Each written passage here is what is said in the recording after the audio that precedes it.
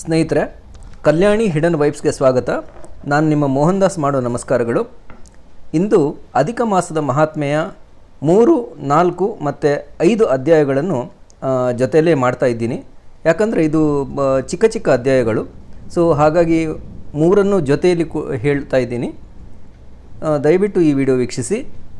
ಮುಂದಿನ ಕಥೆ ಏನಂತೇಳಿ ತಿಳಿದುಕೊಳ್ಳೋಣ. ಹೀಗೆ ನಾರದ ಮುನಿಗೆ ನಾರಾಯಣರು ಮುಂದಿನ ಕಥೆಯನ್ನು ಸವಿಸ್ತಾರವಾಗಿ ತಿಳಿಸಲು ಪ್ರಾರಂಭಿಸುತ್ತಾರೆ. ಇಲ್ಲಿ ಪಂಚಪಾಂಡವರು ಮತ್ತು ಕೌರವರ ನಡುವಿನ ಶೀತಲ ಯುದ್ಧದ ಬಗ್ಗೆಯೇ ಆಗಿದೆ. ಕೌರವರ ದೊಡ್ಡ ಸಭೆಯಲ್ಲಿ ಪಾಂಡವರಿಗೆ ಆದ ದೊಡ್ಡ ಸೋಲು, ಹಾಗೆಂದರೆ ದ್ಯೂತದಲ್ಲಿ ಸೋತಿರುವ ಪಾಂಡವರಿಗೆ ಷರತ್ತಿನ ಅನುಸಾರ ಏನೇನು ಬರಬೇಕಿತ್ತೋ ಅವೆಲ್ಲದರ ಬಗ್ಗೆ ಮಾತನಾಡುತ್ತಿರುವಾಗ ತುಂಬಿದ ಸಭೆಯಲ್ಲಿ ದ್ರೌಪದಿಯನ್ನು ಎಳೆತಂದು ಅವಮಾನಿಸುತ್ತಾರೆ. ಹಾಗೆಯೇ ಪಾಂಡವರು ಷರತ್ತಿನ ಅನುಸಾರ ರಾಜ್ಯವನ್ನು ತೊರೆದು ಕಾಮ್ಯಿಕವನ್ನು ಪ್ರವೇಶಿಸುತ್ತಾರೆ. ಶ್ರೀಕೃಷ್ಣನು ಅವರ ಕುಶಲೋಪರಿಯನ್ನು ವಿಚಾರಿಸುವಾಗ ಅದರ ಸಲುವಾಗಿ ಅರಣ್ಯಕ್ಕೆ ಬರುತ್ತಾನೆ. ಪಾಂಡವರ ಬಳಿಗೆ ಬಂದಾಗ ಶ್ರೀಕೃಷ್ಣನ ದರ್ಶನ ಪಡೆದ ಅವರೆಲ್ಲರೂ ನಮಸ್ಕರಿಸಿ ತಮ್ಮ ಸ್ಥಿತಿಗತಿಗಳ ಬಗ್ಗೆ ಹೇಳಿ ದುಃಖಿತರಾಗುತ್ತಾರೆ. ಕೃಷ್ಣನಿಗೆ ಇವೆಲ್ಲ ವಿಚಾರವನ್ನು ತಿಳಿದು ಬಹಳ ಸಂಕಟ ಹಾಗೂ ಪಶ್ಚಾತ್ತಾಪ ಉಂಟಾಗುತ್ತದೆ. ಧರ್ಮರಾಯನು ಇಂತಹ ಘಟನೆ ತಮಗೆ ಹೇಗೆ ಬಂತು ಅಂತ ಪ್ರಶ್ನಿಸಿದಾಗ ಶ್ರೀಕೃಷ್ಣ ಹೇಳುತ್ತಾನೆ, ಹಗಲು ಇರುಳು, ಎಲ್ಲ ಮಾಸಾದಿಗಳು, ಸಾಗರಗಳು, ನದಿಗಳು, ವೃಕ್ಷಗಳು, ಪರ್ವತಾದಿಗಳು, ಕ್ಷೀರವನ್ನೀಡುವ ಹಸುಗಳು, ಉತ್ತರಾಯಣ ಮತ್ತು ದಕ್ಷಿಣಾಯಣಗಳು ಇವೆಲ್ಲವೂ ಶರೀರಯುಕ್ತವಾಗಿರುವು. ಇವೆಲ್ಲವೂ ತಮ್ಮ ತಮ್ಮ ಗುಣಗಳಿಗೆ ಅನುಗುಣವಾಗಿ ಫಲಗಳನ್ನೀಯುವ ವಿಧಗಳಿಂದ ಪೂಜಿಸಲ್ಪಡುತ್ತವೆ. ಎಲ್ಲವುಗಳಿಗೆ ಅವುಗಳದ್ದೇ ಆದ ದೇವತೆಗಳಿದ್ದಾರೆ. ಅವುಗಳೆಲ್ಲವೂ ತಮ್ಮ ತಮ್ಮ ಅಧಿಕಾರ ಕ್ರಮಕ್ಕನುಸಾರವಾಗಿರುತ್ತವೆ, ಪೂಜಿಸಲ್ಪಡುತ್ತವೆ, ಹಾಗೆಯೇ ಶ್ರೇಷ್ಠ ಫಲವನ್ನು ಕೊಡುತ್ತದೆ. ಇವೆಲ್ಲದರ ನಡುವೆ ಈ ಅಧಿಕ ಮಾಸವು ಅಂದರೆ ಮಲಮಾಸ ಅನ್ನೋದೊಂದು ಉತ್ಪತ್ತಿಯಾಯಿತು. ಎಲ್ಲರೂ ಇದನ್ನು ಹೀಯಾಳಿಸಲಾರಂಭಿಸಿದರು. ನಿಂದನೆಗೊಳಗಾದ ಮಲಮಾಸವು ಯಾವುದೇ ಶುಭ ಕಾರ್ಯಗಳಿಗೆ ವರ್ಜ್ಯವಾದುದರಿಂದ ಸೂರ್ಯ ಸಂಕ್ರಮಣವೂ ಆಗುವುದಿಲ್ಲ. ಇದು ಎಲ್ಲ ಮಾಸಗಳ ಮಲಸ್ವರೂಪ ಹಾಗೂ ಅಸ್ಪೃಶ್ಯ ಎಂಬಿತ್ಯಾದಿ ಲೋಪವಿರುವುದರಿಂದ ಅವಮಾನಕ್ಕೊಳಪಡುತ್ತದೆ. ಈ ಸಂದರ್ಭದಲ್ಲಿ ಮಲಮಾಸವು ಅವಮಾನಕ್ಕೊಳಪಟ್ಟು ದುಃಖತಪ್ತನಾಗಿ ವಿಶ್ವಾಸ ಕೊರತೆಯಿಂದ ತೀವ್ರವಾಗಿ ಕುಗ್ಗಿ ಹೋಗುತ್ತದೆ. ಅದೇ ಕಾಲಕ್ಕೆ ವೈಕುಂಠದಲ್ಲಿರುವ ಶ್ರೀ ಪುರುಷೋತ್ತಮನಲ್ಲಿ ಶರಣಾಗುತ್ತದೆ. ತುಂಬ ಖೇದದಿಂದ, ನಿರಾಶೆಯಿಂದ, ಅತ್ಯಂತ ದುಃಖದಿಂದ, ಗದ್ಗತಿತ ಕಂಠದಿಂದ ಪೂರ್ತಿ ಶರಣಾಗಿ ತನ್ನ ಸ್ಥಿತಿಯನ್ನು ಪುರುಷೋತ್ತಮನಲ್ಲಿ ಮುಂದಿಡುತ್ತದೆ. 3ನೇ ಅಧ್ಯಾಯವು ಇಲ್ಲಿಗೆ ಮುಗಿಯುತ್ತದೆ. ಮುಂದೆ 4ನೆಯ ಅಧ್ಯಾಯ ಬನ್ನಿ ತಿಳ್ಕೊಳ್ಳೋಣ.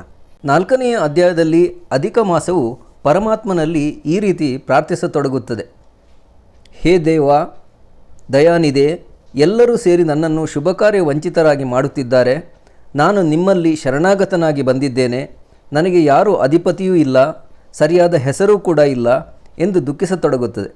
ಆಗ ಪುರುಷೋತ್ತಮನು ಸಮಾಧಾನಗೊಳಿಸಲು ಪ್ರಯತ್ನಿಸುತ್ತಾನೆ. ಆದರೂ ಮತ್ತೊಮ್ಮೆ ತನ್ನ ಕಷ್ಟವನ್ನು ಹೇಳಿಕೊಳ್ಳುತ್ತದೆ. ಎಲ್ಲ ಮಾಸ, ರಾತ್ರಿ, ಹಗಲು ತಮ್ಮ ತಮ್ಮ ಸ್ವಾಮಿಗಳ, ಅಧಿಪತಿಗಳ ಅಧಿಕಾರದ ಕಾರಣದಿಂದ ಆರಾಮವಾಗಿ ನೆಮ್ಮದಿಯಾಗಿರುತ್ತದೆ. ಆದರೆ ನನಗೆ ಹೆಸರೂ ಇಲ್ಲ, ಸ್ವಾಮಿಯೂ ಇಲ್ಲ, ಯಾವ ಆಧಾರವೂ ಇಲ್ಲ. ನನ್ನ ಈ ಅವಸ್ಥೆಗೆ ನಾನು ಸಾಯುವುದೇ ಒಳ್ಳೆಯದು, ಬದುಕಬೇಕೆಂಬ ಆಸೆಯೂ ಇಲ್ಲ.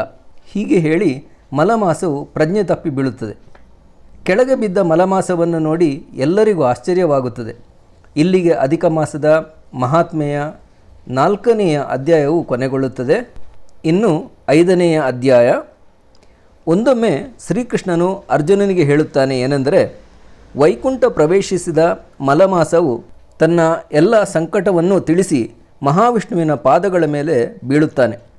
ಶ್ರೀ ವಿಷ್ಣುವಿನ ಆದೇಶದಂತೆ ಗರುಡನು ರೆಕ್ಕೆಗಳಿಂದ ಆತನಿಗೆ ಗಾಳಿ ಬೀಸುತ್ತಿರುವಾಗ ಎಚ್ಚೆತ್ತ ಮಲಮಾಸವು ಭಗವಂತನಲ್ಲಿ ತನ್ನನ್ನು ಕಾಪಾಡಬೇಕೆಂದು ಪ್ರಾರ್ಥಿಸುತ್ತಾನೆ. ವಿಷ್ಣುವು ಆತನ ದಯನೀಯ ಸ್ಥಿತಿಯನ್ನು ಕಂಡು ಆತನ ದುಃಖವನ್ನು ಹೇಗೆ ಪರಿಹರಿಸಬೇಕು ಎಂದು ಆಲೋಚಿಸುತ್ತಾನೆ. ಆತನನ್ನು ತನ್ನ ಸಂಗಡ ಕರೆದುಕೊಂಡು ಪುರುಷೋತ್ತಮನಾದ, ಜಗನ್ನಿಯಾಮಕನಾದ, ಲೋಕಗುರುವಾದ ಶ್ರೀಕೃಷ್ಣನ ಆಸ್ಥಾನಕ್ಕೆ ಹೋಗುತ್ತಾನೆ. ಗೋಲೋಕದಲ್ಲಿರುವ ಶ್ರೀಕೃಷ್ಣ ಪರಮಾತ್ಮ ಎಲ್ಲರ ಆಶ್ರಯದಾತ ಹಾಗೂ ಕಷ್ಟಗಳನ್ನು ಪರಿಹರಿಸುವವನು. ಆದಿಶೇಷದಿಂದ ಸದಾಕಾಲವೂ ಸಾಮೀಪ್ಯ ಇರುವವನು. ಶ್ರೀಕೃಷ್ಣನ ವೈಭವೋಪೇತವಾಗಿರುವ ದಿವ್ಯ ಲೋಕವನ್ನು 1000 ನಾಲಿಗಿರುವ ಆದಿಶೇಷನಿಂದ ಬಣ್ಣಿಸಲು ಅಸಾಧ್ಯ. ಅಂತಹ ಗೋಲೋಕ ವೈಭವವನ್ನು ವರ್ಣಿಸುವಲ್ಲಿಗೆ 5ನೇ ಅಧ್ಯಾಯವು ಮುಗಿಯುತ್ತದೆ. ಮುಂದಿನ ವಿಡಿಯೋದಲ್ಲಿ ಸಿಗೋಣ. ಕಲ್ಯಾಣಿ ಹಿಡನ್ ವೈಬ್ಸ್ನ ಎಲ್ಲ ವಿಡಿಯೋಗಳನ್ನು ಪ್ಲೇಲಿಸ್ಟ್ನಲ್ಲಿ ನೋಡಿ. ಸಬ್ಸ್ಕ್ರೈಬ್ ಮಾಡದವರು ಸಬ್ಸ್ಕ್ರೈಬ್ ಮಾಡಿ, ಬೆಲ್ ಬಟನ್ ಒತ್ತಿ, ಲೈಕ್ ಮತ್ತು ಶೇರ್ ಮಾಡಿ. ಧನ್ಯವಾದಗಳು. ನಮಸ್ಕಾರ.